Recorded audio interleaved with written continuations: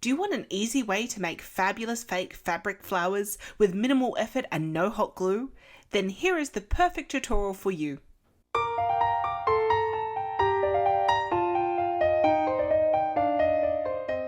What you'll need: polyester fabric, a great stash buster as you can use scraps.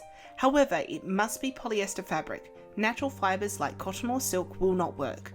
Fabric marker or heat erasable marker, needle and thread, fabric scissors, tea light candle, matches, and a centerpiece.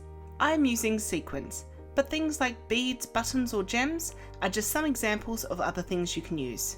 Let's begin. To start off, you will need 2 circles. You can either make a template or use a circular object that you have laying around. The larger of the two should be around about 5 centimeters or 2 inches. The smaller one should be 2.5 to 3.5 centimeters or 1 to 1.25 inches.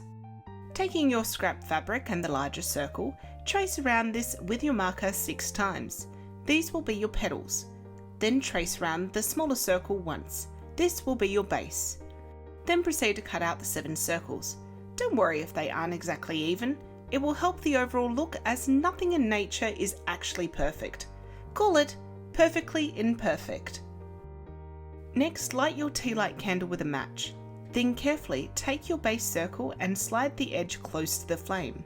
The edges should melt, and when you take it away from the flame, it will harden quite quickly to give you a solid edge. This will seal the edges and stop fraying.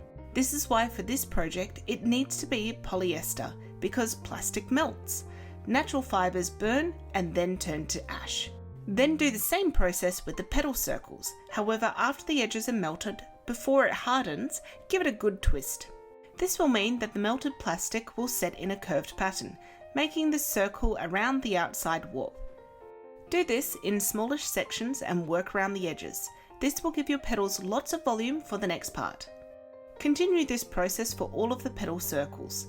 Just as a side note, do not put your fabric directly into the flame, just hover it very close to it.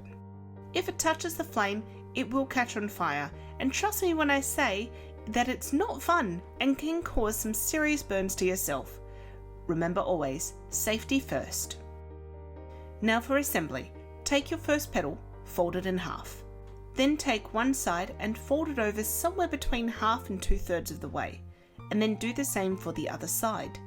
Please note there is a small overlap of the 2 sides. Take your needle and thread and sew some small stitches near the point to keep the petals in their new shape. Then sew down into roughly the middle of the base circle. Ensure that the folded over portion of the petals are facing up. Secure the petal down to the base circle or towards the center. Once this is secure, pass your needle up through the base circle to the side of the petal towards the center. Grab another petal circle and redo those steps again. It's a good idea to alternate the order in which the petals are being folded in. It makes for a more fluffier and organic look. But if you forget, don't worry, perfectly imperfect. Once all of the 6 petals have been sewn on, your flower should look something like this. Now it's time to hide the stitches and add the center to our flower. For this, I took 4 sequins on a strand and sewed them into place.